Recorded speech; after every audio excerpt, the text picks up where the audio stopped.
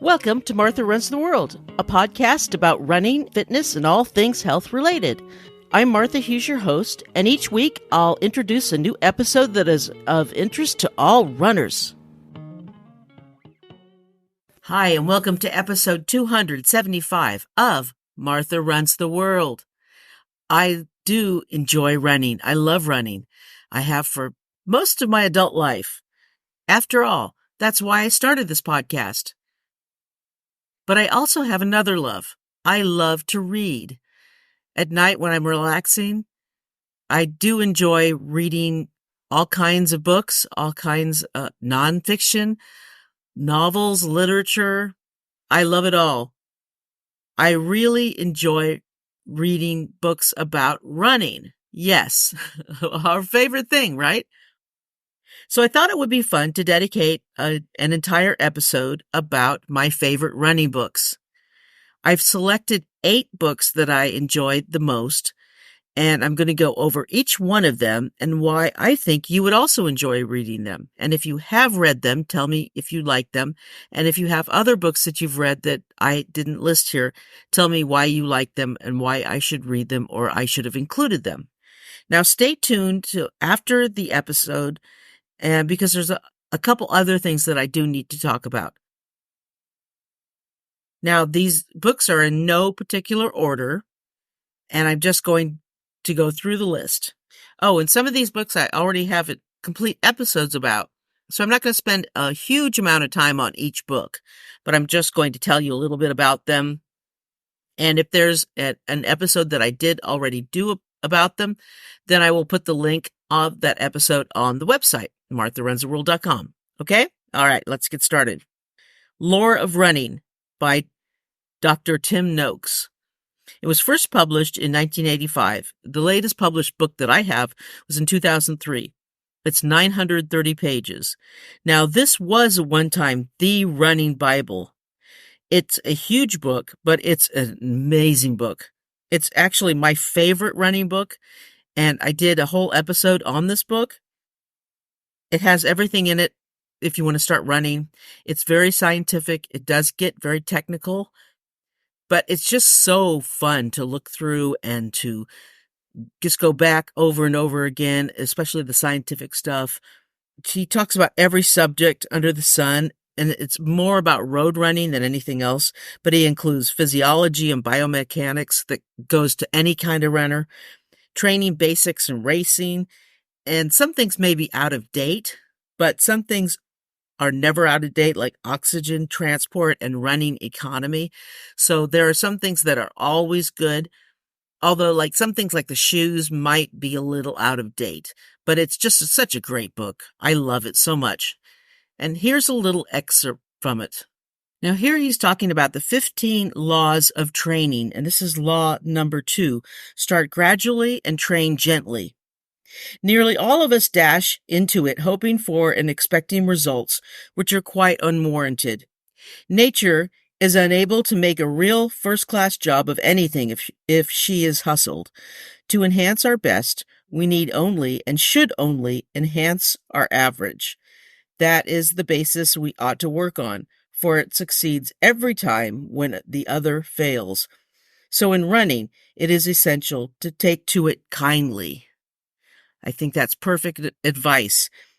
And he goes through everything in that kind of way so that it's easy to read. And sometimes it does get a little technical. I will admit it's some of the, like the oxygen transport is very technical, but it's very worthwhile to understand how our body uses, it takes in and uses oxygen so we can understand how to breathe better when we run and how to it enhances and helps our running, and we can only be better runners if we understand how to do it properly, right?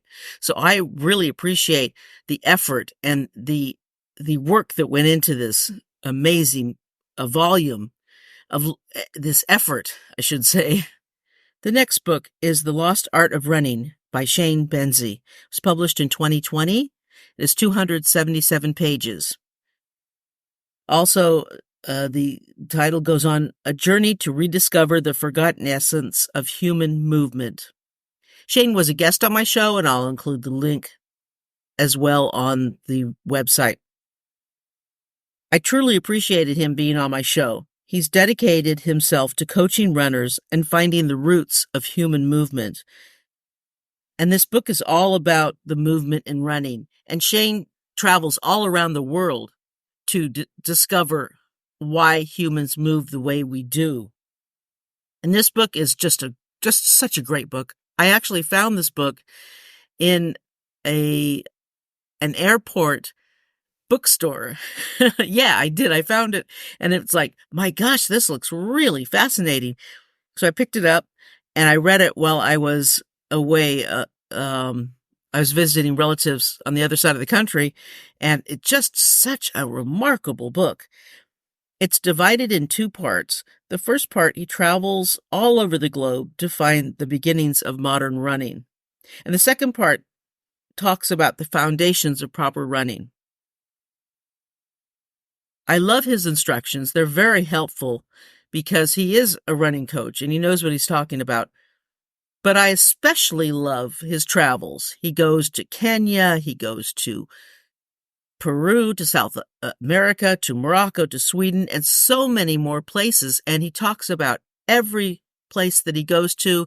And it's just, you go on this adventure, this journey with him, and he just describes everything so well. He's a fantastic writer. The book is really remarkable. So here's a little excerpt from it. Situated in the Rift Valley province in the western highlands of Kenya, Iten was, at least at first glance, like many other villages and towns in this region. Small stone-built houses lay scattered among the rolling countryside. Most of the local people were hard-working farmers and laborers, trailing their animals through the streets, and the standard of living was extremely modest. However, on entering Iten, there's a clue to why the eye of the world had relatively recently started to focus upon the town. An arch over the recently laid road marking the entrance, the color of which matched the deep red of the dirt tracks surrounding it. On top of the arch was the outline of a cockerel, and the top bar was emblazoned in white text with the bold but appropriate statement, "Welcome to Iten, home of champions." The next book on the list is Stronger Than the Dark, Cory Reese. It was published in 2021 and is 245 pages. This is Cory's third and best book. Truly. Cory's first two books before this are about his ultra-running journey. The first being about his first few years running, and the second, him running Badwater 135. They are excellent books. He is a great writer. They're heartwarming and very funny and very, very worthwhile reading. You should buy all three. Really, you should. They're great. But Stronger Than the Dark is extremely interesting, and his writing is equally great as usual. But this time around, it's much more serious. He delves deep into very serious subjects. He talks about his struggles with depression and his trouble with the Mormon Church, or troubles, I should say. It's so worthwhile and goes much beyond running, that even if you're not a runner, this is worthwhile. We can all relate to emotional troubles. We can all relate to having times where things just don't feel right. And maybe we need more help than just going for a run. Maybe we don't feel like running. Maybe we haven't felt like running for a long time. It happens. Things happen in life. Not everything is going to be great, and not everything can be fixed with going for a run. Sometimes it takes more. And this is his journey, his struggles, and his attempts to find the light in the darkness. And I really, really relate to it, and I really appreciate him writing it. I think it can help a lot of people. And here is an excerpt from it. I remember sitting around the kitchen table with old people when I was a kid. The old people were my parents. They were talking with the ancient people, my grandparents. They were lamenting about getting old. They talked about things like multivitamins, pacemakers, and hearing a symphony of crunching and cracking when they bent their knees. My grandpa, who didn't have a single hair to speak of on his head and deep grooved wrinkles under his eyes, said, "It all started when I turned 40. As soon as I went over the hill, everything started falling apart." Nothing screams epic Thanksgiving dinner like listening to old and ancient people talk about appointments with the cardiologist. I discounted how much legitimacy they were applying to the phrase over the hill. I knew they must be exaggerating. They were only talking about health ailments because they wanted to avoid a fist fight over politics. And now, here I am at 40, sailing over the hill myself. Up next, The Science of Running by Chris Napier, PhD, published in 2020, 224 pages. This is a very unique book. It's a true guideline of what happens to our bodies when we run. It's complete with many illustrations of not only our bodies, but all parts of our anatomy that has to do with the running topic. That's whatever the topic of the chapter is that's being discussed. It starts out reviewing many myths about running and jumps into a quick terminology used in the book. And from there, the book covers everything from running anatomy to preventing injuries to strength training and proper running techniques. It's a really great guide. The wonderful part about this book is that it's easy to read and understand. Even though the subject matter is complicated, the runner doesn't get lost in the weeds with all the possibly scientific jargon. It could go really, really complicated, but it doesn't. I've started reading and given up a couple other running books because they got way too technical, and I don't want to sit there and reread something 4 times to try to understand it. I'm just not that way. Sorry. This book will remain with me in my running lifetime. It's a true gem. And here's something that the book talks about: lunges, doing lunges. And here's what it says. It says the big picture. Although both legs are working hard in this exercise, it is the glutes and quads of the front leg that are targeted. As you lunge, move downward, not forward. When in the lunge, your shoulder, hip, and lowered back knee should be aligned vertically. Throughout the exercise, ensure your weight is evenly distributed through your flat front foot and the dorsiflex toes of your back foot. Your arms move in running motion in coordination with your leg movements. As you lunge, raise the arm on the opposite side of your body to the front leg. Reverse the arm movement as you rise out of the lunge. It's pretty good, pretty clear, right? That's exactly how the book is the whole time, and it shows you colored illustrations throughout the book. It's wonderful that way. I love it.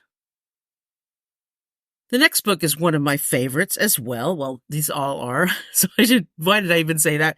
Okay, this book is Running and Being, Dr. George Sheehan, published 1978, and the copy that I have was republished 2014. It has 255 pages. George Sheehan was a staple of the Runner's World magazine when it started, back when it was a great, great magazine. I remember his columns. He was a great runner, a very fast master's runner. And it's amazing because he didn't even start running until he was in his 50s. That's what's so amazing. He was also a very gifted writer. He wrote many books, and one of them is Running and Being. Now, he passed away many years ago, but this collection of essays and columns he did about running is just really, really remarkable. And it's just such a treasure. I love it so much. They're inspirational. Some of them are emotional, and they're just wonderful. I love them so much. I think that you will find them inspirational and will enjoy them as well. And here is an excerpt from one of the chapters. Every mile I run is my first. Every hour on the road's a new beginning. Every day I put on my running clothes, I am born again. Seeing things as if for the first time, seeing the familiar as unfamiliar, the common as uncommon, doing what Goethe said was the hardest thing of all, seeing with my own eyes that which is spread before me. Bringing to that running, that play, the attitude of the child, the perception of a poet, being a beginner with a beginner's mind, a beginner's heart, a beginner's body. There is no other way to run, no other way to live. Otherwise, my runs become dull, uninspired interludes. The running becomes routine, becomes part of the humdrum apathy and indifference that the poet John Hall Wheelock called a shield between us and reality. It becomes a chore, becomes a habit, and habit kills awareness and separates us from ourselves. That's pretty good, huh? I love it. That is Running and Being by George Sheehan. The next book on my list is Training Essentials for Ultra Runners, Jason Koop, published 2021. It has 518 pages. This is a must-have for ultra runners and would-be ultra runners. It has everything you could ever want in an owner's manual. I didn't think I would like this book as much as I would. Jason has worked very hard to include almost every aspect of ultra running, or maybe he has every aspect, including but not limited to the 4 disciplines of ultra running, environmental conditions, fueling, mental skills, race strategies. There's so much more. I can't include everything here that he has in the book. This is a book that you will go back to again and again to look up things. You can look at it before the night of your race.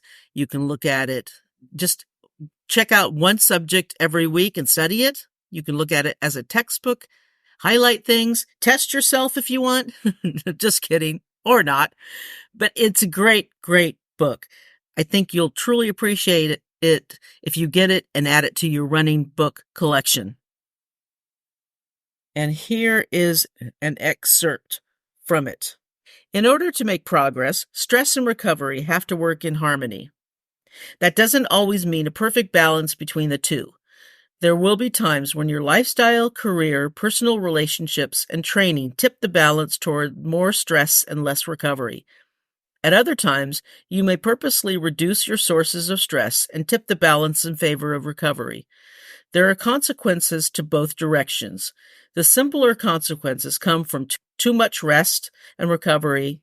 At first, performance will improve as physical and mental stress recede. However, when training frequency drops or time between training stimuli becomes too long, your workouts stop building upon one another. Your fitness and progress stagnate and can even start to slide backwards.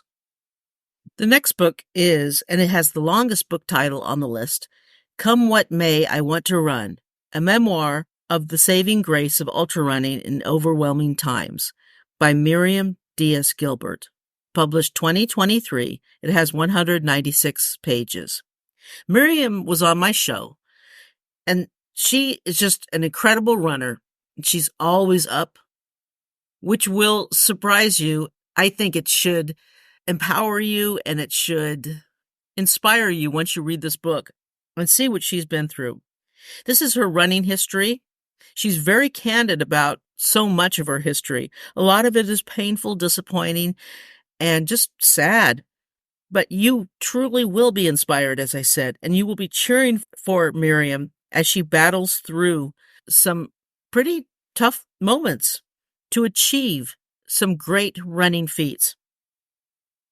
I really love books where people go through difficult times and fight back and actually work through it and break through and achieve greatness. What I mean by greatness is that just normal people who finish races. That's what I mean by greatness. I don't mean you don't have to be famous or you don't have to win races. No, if you finish a tough race, you're great, especially if you have really, really tough times and go through harsh medical conditions and things that Miriam and her family did, and she still races, and she still does to this day. And this is one of those books that can and will inspire you. And here is one of the excerpts that I wanted to read to you from Miriam's book. As I approached the finish, the field lights blinded me. I heard my name. I heard the sound of my family as I looked for them. They were waiting for me at the finish line with smiles from ear to ear. I crossed the finish line and a race volunteer put a humongous finisher's medal around my neck. Jonna and Sebastian hugged and kissed me. How pleasantly surprised was I when I found out I finished in 12 hours, 24 minutes, and 5 seconds. Wow, you did it. I'm so proud of you. John said in joyful disbelief as he hugged and kissed me. This from the guy who did not support my running my first 50-mile ultra. I was a badass, and John was glad I didn't listen to him. Isn't that awesome? That is awesome. I love that. That is so cool. So she came, and once you read the story, you'll understand. And it's such a great book, and I love that chapter. I think that's one of my favorite chapters in the book. So I think you'll appreciate it as well. Oh, and let me add that Miriam has also been on my show to talk about the book, so her link will also be on the website. My next book is one that I love, and it also has its own episode on my website, Fire on the Track, Roseanne Mateo, published in 2017, and it's 285 pages. This is a different type of book about running. It is about running, but it's also the incredible story of the history of women's track, especially when it comes to the Olympics and the high echelon of women's track running. It focuses mostly on Betty Robinson, who was one of the first women to run track in the Olympics and the first woman to win Olympic gold. This book is a treasure. The history is laid out in beautiful writing style. It's similarly written like a classic novel. It's a wonderful read. You will just glide through it and just read the story. I mean, what happened to Betty it's remarkable. If it was written in a movie, you wouldn't believe it. Say, no, come on, that can't be happening. That's not true. But it is true what happened to her. What these women went through just to be able to run is nothing short of monumental. It's one of my favorite books, and I love this book so much. Betty Robinson was one of the greatest runners and one of the bravest people I have ever read about. I can't even read fiction now because, well, I do read fiction. Yes, that's not true. I do read fiction, but I read the fictional, and then I think that what the real women went through is much more than any fictional character will ever go through. That's what I actually meant to say. So I hope you enjoy it as much as I did, because I actually love this book so much. This is just a wonderful, wonderful book. It will inspire you to think what these women went through to do the sport that they love. And here is an excerpt from the book. Anxious to begin, the runners planted their feet in position again. Betty heard set, raised her hips, and shifted her weight towards her hands. Her coaches had trained her to form a 90-degree angle with their forward knee, which she did, while focusing her eyes way down the track. She began to count her breaths again, relaxing. At the crack of the starter's pistol, the athletes leapt off the starting line like coiled springs. Fanny Rosenfeld took the lead early on, but halfway down the lane, Betty caught up with her. As they neared the finish line, they were practically in step with each other, matching strides. They raced in seeming tandem for seconds and were practically neck and neck as they broke the tape, pandemonium ringing in their ears. So you're just going to have to read the book to see what happens. There's so many great books out right now. We can spend a lot of time finding running books, reading them. It's a joy. So I hope this gives you some inspiration to go out and find a running book and start reading today. Okay, a couple other things I wanted to talk about. One is about a very she 60-hour, 100-mile race that's being held near Zion National Park.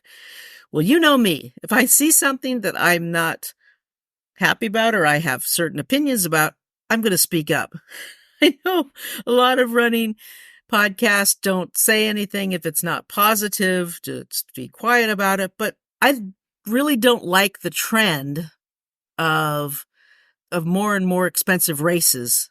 And some races like UTMB, are getting more and more expensive, obviously, because that's what they do. And then other races are offering VIP experiences, so they're slapping on a couple extra $100. They're doing that. And then there are races like this one that I found out about.